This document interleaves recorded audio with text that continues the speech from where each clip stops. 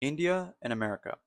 Now, on paper, these are completely two different countries with completely different sets of people and culture. However, in today's episode of The Rationale, you're going to learn that these countries actually have a lot more in common than you might think. All right, everyone, let's kick things off with going over America. Now, I can't sit here and say that America is one single culture. It's a huge melting pot of people. I mean, you can't really say that California is similar to Texas and that Texas isn't is similar to like New York or similar to rural Iowa. No, you can't really say that. And what I believe is that immigrants have continuously reshaped what American culture defines. I mean, America is a huge melting pot. We have over 50 million immigrants living currently in the United States. Now, but when we say American culture, what exactly are we talking about? And because America isn't just one culture, right? It's a thousands of cultures constantly interacting with each other. Now, a quick brief overview of American history. Let's just go through it quickly. We first had indigenous civilizations, then European colonization came forward. After that, we had a huge revolution in which then our founding fathers founded this country when we signed the Constitution and the Declaration of Independence. Then after a while, we went into the Civil War era where our country split into two over slavery, where we had the Confederacy and the Union. Then we had a huge point in time where industrialization occurred. We had a huge influx in immigration as well. Then we had World War One, World War Two occur. Then we had the Cold War era with against the Soviet Union. Then we also had the Civil Rights era where people of color were gained equal rights to every other American. And then we kind of entered the global stage and became what we know as modern America today. That's just a quick overview of America because this video is kind of focused on India and the similarities and differences between India and America. Now, one interesting thing about America is that it's always been a country that's been arguing with itself on deciding what it's supposed to be. And that kind of brings us to American politics because we see America kind of operates on a two-party system with three branches of the government. We have the legislative, judicial, and the executive branch. Obviously, now the executive branch is the federal government. The legislative is all what are kind of the lawmakers, the policymakers, the House, Senate, then we have the judicial branch with the Supreme Court and decides on how to handle problems that occur within the government. Now, kind of something unique to ask about this is that are Americans actually becoming more politically extreme, or are we simply becoming better at seeing each other's extremes? That's a question that we can investigate later on in this project because obviously today's focus of the episode is mainly India and its differences between America as well. Now, I'm from California, and when we're looking at California, it's a unique case because it kind of can be in its own study. I mean, we're talking about one of the most largest economies in all of America, and not only that, we're also extremely diverse.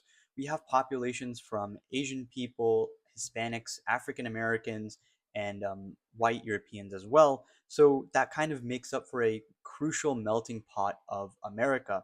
And another thing is that we're also the host of a large technological center towards Mountain View, Bay Area, where a lot of tech companies exist, like Google, Apple, and Meta. Another thing is that we're also one of the most largest agricultural producers, and we feed a lot of Mediterranean crops to all over America and, frankly, other parts of the world as well. California is also known to be one of the most politically progressive states. I mean, we're drastically different politically than a state like Texas, which is considered to be a red state, while we're considered to be a blue state politically. And simultaneously, we're dealing with issues like housing affordability, homelessness, water constraints, wildfires, and inequalities. But that's a really interesting contradiction because California is one of the wealthiest and most innovative places on earth, yet we are dealing with the most basic problems. Now, what do you picture when I say India? Pause this video and think about it because maybe you're picturing temples, Bollywood dances, curry, yoga, pollution, cows, whatever it may be, those things exist, but they don't truly define what India is or what Indian people are. Because we have to look at India's sheer scale. I mean, we're talking about a not just a big country, but a civilization sized country where India's population is roughly 1.4 billion people, and there's 22 officially recognized languages with hundreds more unrecognized and more dialects as well. I mean, we also have multiple major religions. We're known to be religiously diverse, as Hinduism is predominant, but there's also Islam, Christianity, Judaism, Jainism, Sikhism, and Buddhism are freely practiced in India. We also have enormous regional differences. I mean, we can't really say that one state in India is similar to another state, like how Bihar is similar to Kerala or anything like that. I mean, these two different states are drastically different from each other, and there's different political cultures between each state, and therefore it makes for a unique society in India. I mean, we're talking about India, though it's like one culture, is like talking about Europe as though France, Germany, Greece, and Sweden are in one exact place. That's really not the case. When we're looking at Europe, we have to look at a lot of countries, and similarly, when we talk about India, we have to look at a lot of states. Now, when we're looking at Indian culture, let's talk about the things that actually matter socially. For example, first, family. I mean, family, you have intergenerational households. Parents are heavily involved in children's lives. They put a strong emphasis on family reputation. Therefore, marriage is quite important. That's why you see more arranged marriages than, like, what India likes to say, love marriages, because arranged marriages are between families rather than the two partners getting married themselves. You also have a lot of elder care and collective responsibility. Like when you're in one family household, everyone tends to share like similar responsibilities. If there's multiple men of the household, they should be working and providing for the family. If there are women that are either both, depending on what time of era you're looking at, in the more modern era, women are also working. But if we're kind of looking at historical wise, women in the past were known to kind of stay in the household and kind of take care of things, take care of the children, and take care of the house as well. Now, let's look at also the Indian community. And now, Indian community is really unique because we can put more emphasis on an extended family, because when you're marrying other people, the family kind of continues to go on. Therefore, we form neighborhood relationships and we form deeply religious communities because of that. I mean, you might see your relatives going to the temple with you, or your relatives going to the mosque or church with you, depending on the way you see it. Therefore, there's also caste and community networks. Now, a caste system is something unique and it's something that's been practiced for a lot of years, and has also been used to a subject to discrimination as well. But now it's been completely illegal to use caste as a form of discrimination. However, one thing to say is that caste system still exists as a form of personal identity, but it cannot be used to discriminate somebody.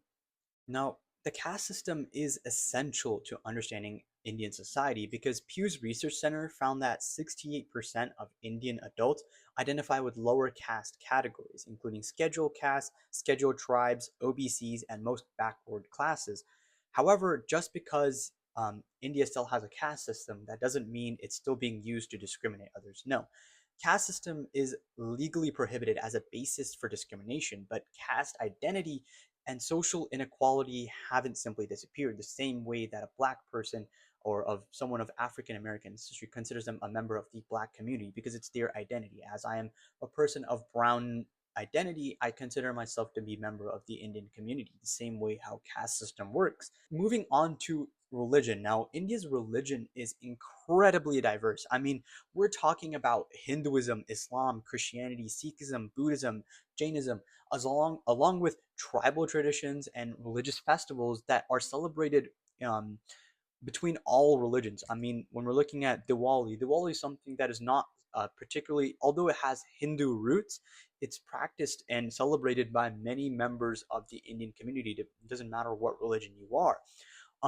However, we can't just say that this is just a one harmonious place where all people of all religion exist without any problems. No, I mean, religious coexistence has been a widely discussed and problematic thing in India. There's been a lot of communal tensions, especially between Muslim and Hindu communities, where even with how the government approaches it, which I like to say is to blame, but overall, it is a extremely diverse country when we're talking about in a more religious aspect. Now, despite what Western media outlets like to say about India's economy and say that it's an underdeveloped country, That's really not the case when we're looking at the actual statistics, because I like to say it's a lower middle income country. And like with any other country that has a population over 1 billion people, obviously you're going to have enormous poverty and inequality challenges. However, India is one of the world's fastest major growing economies. I mean, the World Bank reports that India's GDP is about $3.96 trillion in 2025, and with a 7.6 annual GDP growth that same year. And it also projects a 6.6 growth for 2027.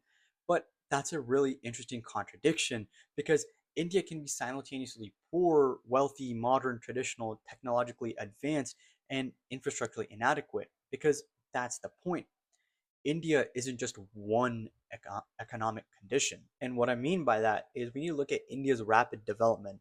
Let's look at digital payments, for example, because India's, like most street food vendors in India or most stalls in India, are kind of operating on that system where they essentially have like a QR code on a food stand.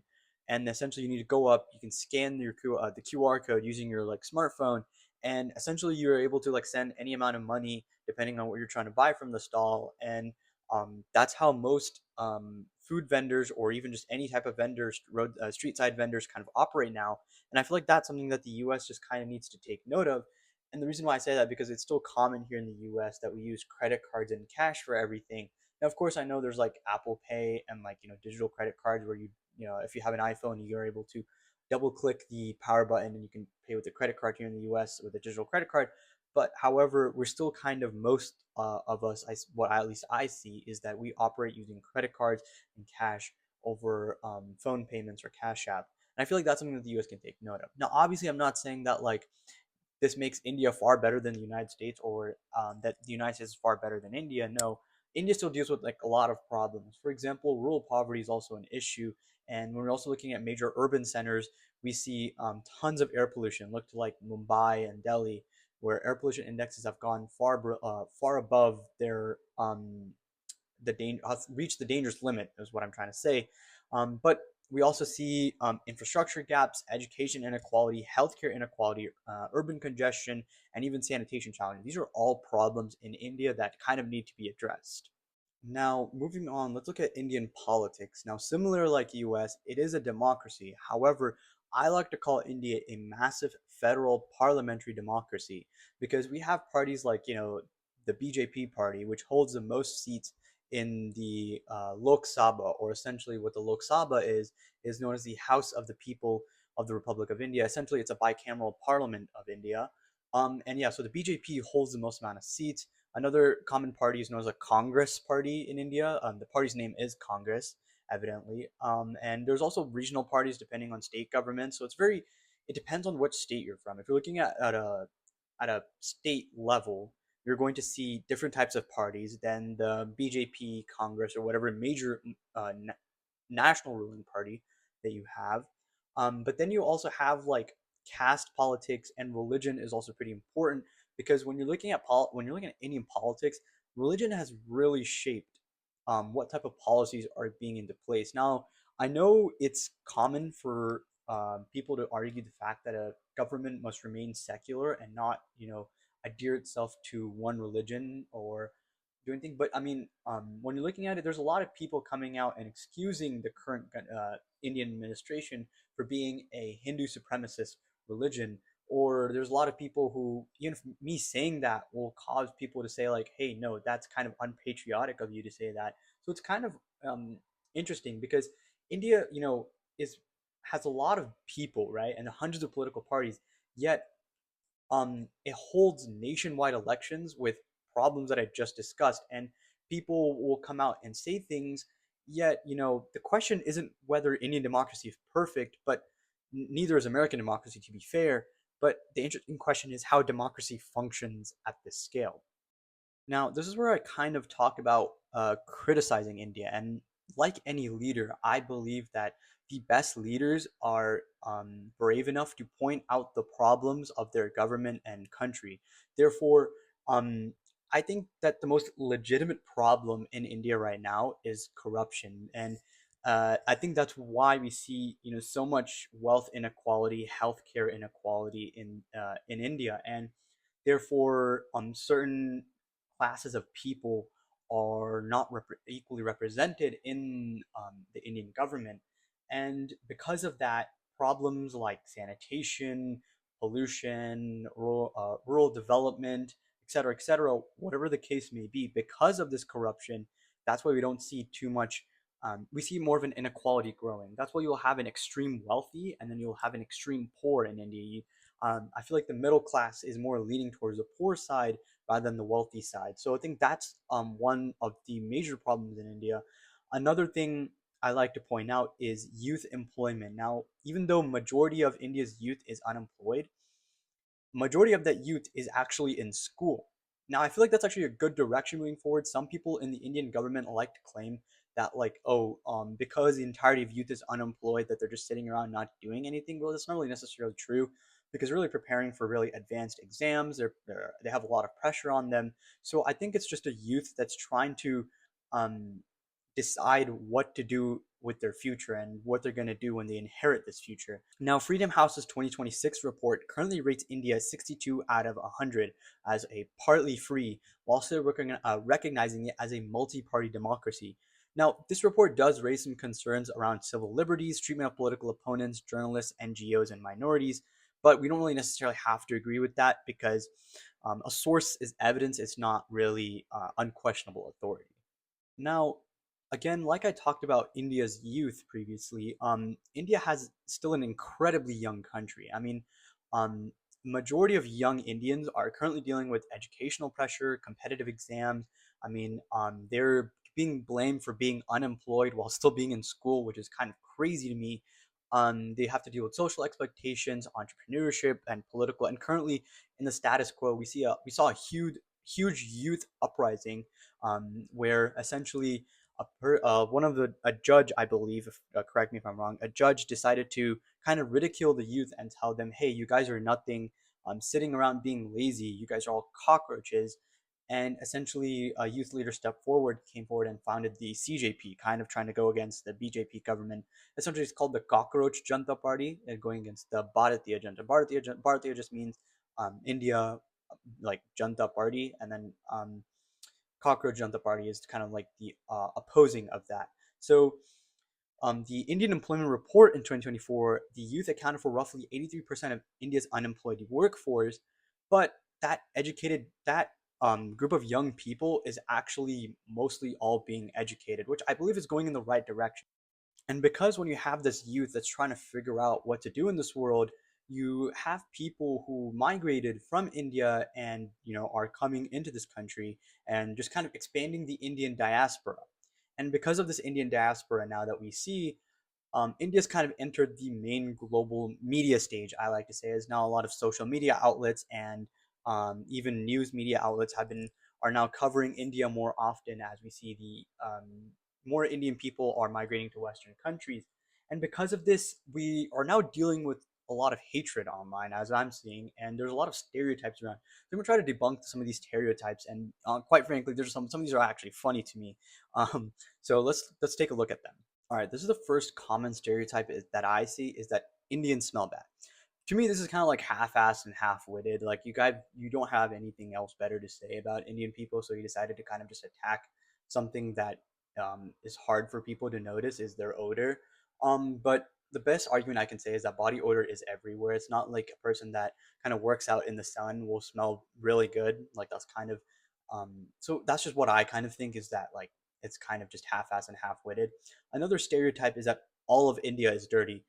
Now, obviously, some major cities in India face with severe sanitation, pollution, and waste management problems. But I believe that we can't really blame the normal citizen of India. I think we should blame the Indian government because they didn't really implement certain policies in place. The next stereotype that I see is that India is backwards. And when someone says this, I like to say backwards in what way? Because sure, if we're talking about like rural areas, sure, I can see how you see that. But when you're looking at majority of India, it's one of the largest growing technology sectors, and it's like globally significant in pharmaceutical manufacturing, has a major space program, and it has a huge engineering workforce that is crucial to the Indian diaspora, and it has like world leading public infrastructure as well. So the fact that you say that India is backwards, I like to ask them like, where do you see that? Why do you see that? And in what ways too? So it's kind of just a a question that I like to ask. And of course, India has poverty, it has inequality, it has problems, but we're talking about those, and obviously, no country is perfect. Now, we're looking at the Indian diaspora now, and we kind of ask ourselves, why did Indians migrate to the United States? And we're looking at modern US migration, we see various reasons. For example, it can be STEM education, graduate programs, technology, medicine, entrepreneurship, or even family reunification. I mean, the post 1965 US immigration system kind of dramatically changed on who could immigrate by eliminating the national origins quota system. And when we're looking at Indian Americans today, the migration policy reports that more than 363,000 Indian international students were enrolled in U.S. higher education in 2024 to 2025. This includes representative 31% of all international students were Indians in the U.S. 71% of approved H-1B petitions were all Indian nationals. And now, what this just says is that a majority of Indians that are coming to the United States are basically bringing the brain power needed for STEM, needed for medicine, needed for engineering, whatever it is. India is bringing that to the U.S. And how does this impact the job market? Well, I'm not going to sit here and say that Indians are taking American jobs or Indian immigrants are not affecting U.S. workers, but we need to be asking questions, right? And we need to be asking, do skilled immigrants increase or decrease the labor supply? Do they fill shortages? Do they create companies? Do they increase innovation? These are the questions that are really going to help us understand whether immigrants entering the workforce is actually impacting the U.S. job market.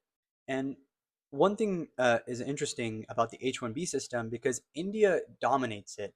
For example, the U.S. Congress Library notes that Indians account for more than two-thirds of annual H-1B issuances and are consistently the top origin country for permanent employment-based immigration.